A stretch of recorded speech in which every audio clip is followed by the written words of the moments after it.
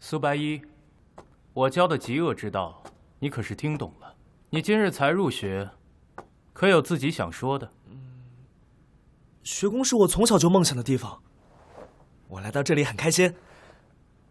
另外，我没想到这么容易就让我进来了。这话什么意思？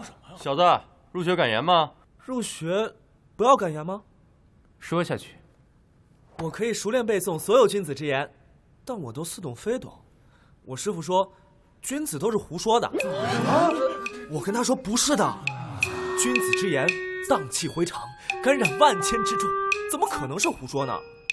有时候，胡说也可以感染很多人。但胡说不会成为君子。拍马屁！我也想成为君子，仗剑登高，一语正道。